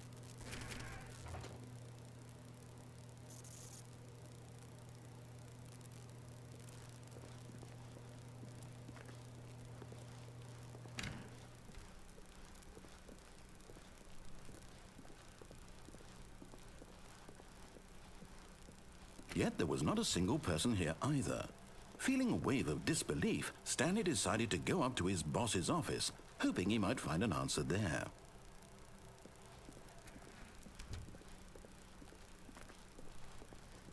Coming to a staircase, Stanley walked upstairs to his boss's office.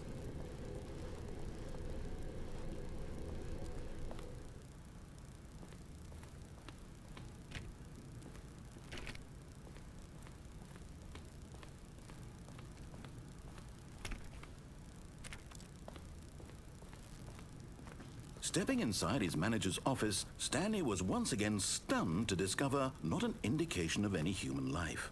Shocked, unraveled, Stanley wondered in disbelief who orchestrated this, until he saw the door with a voice receiver next to it. Surely behind this door lay all the answers to his questions. And beyond all probability, he knew the passcode. He had seen it on his boss's computer just last week. Nightshark 115. Was this the code to open the door? Would it still work? There was only one way to find out. Stanley had been trained never to speak up, but now he would draw from within himself the courage to face the unknown. He drew a sharp breath and then spoke the code.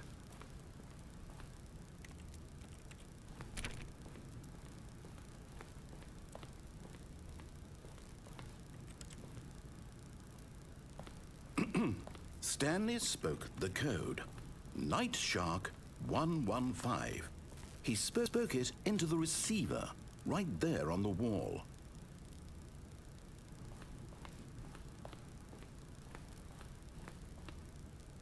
I'm sorry, is there a problem? You didn't mishear me, did you? Please speak the code into the receiver.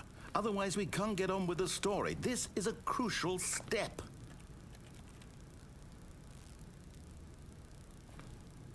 Okay, fine, you're not going to do it, but you know what? It's pretty humiliating to bring you this far, only for you to suddenly decide you have better things to do. I asked you for this one single thing, for your respect. The kind of respect Stanley shows for his choices. He knows what it means to take a story seriously.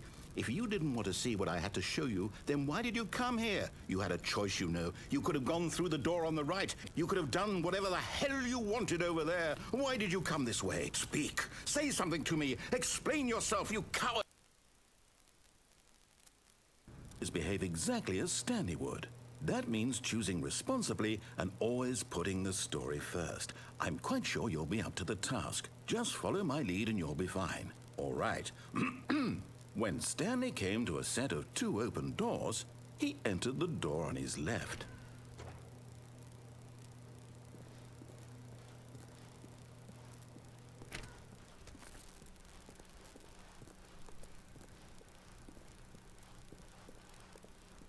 Yet there was not a single person here either. Feeling a wave of disbelief, behave exactly as Stanley would.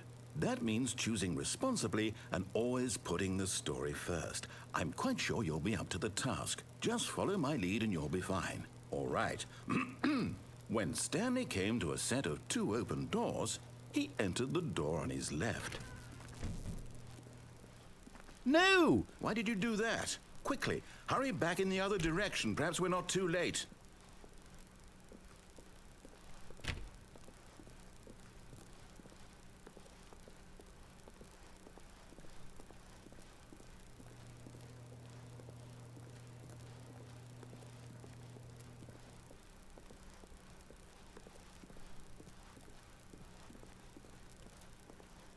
Oh, it's ruined. I can't believe, after everything we talked about, that my story, you've destroyed my work. Why? For what?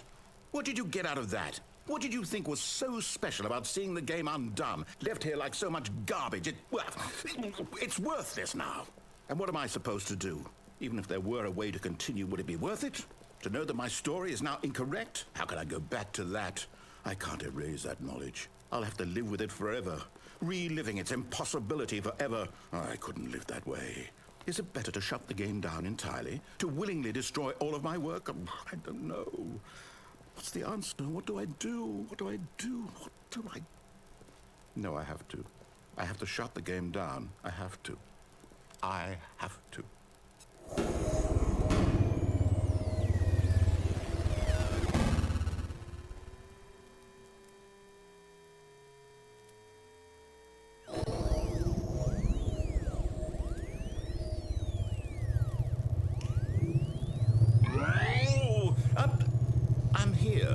I'm still here in this pile of rubbish, with you, who thought you were so clever.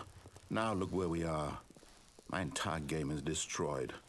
It was the only thing in the world that was mine, and you've run it into the ground. What, did you think that would be funny? You just had to see? Didn't I impress upon you how important it was to be like Stanley? He actually knows how to do what I tell him to. He understands that if I say to do something, there's a damn good reason for it. That thought hadn't even occurred to you, had it? That there's a world outside of you?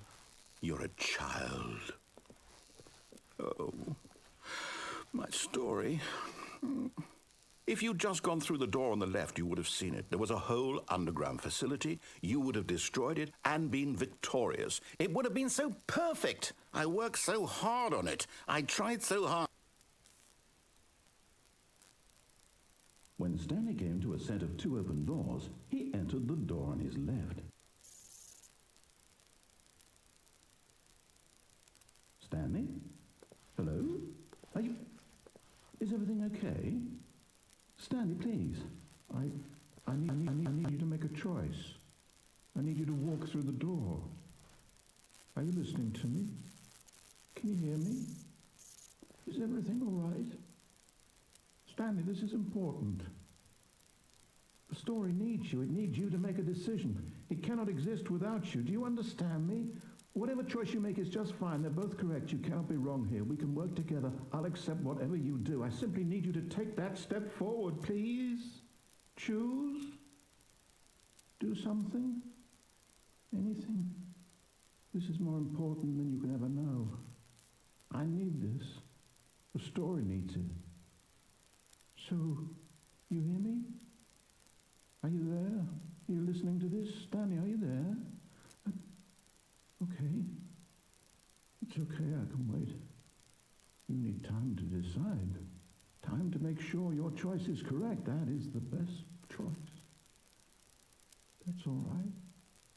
I'll wait for you to decide what's the right thing to do.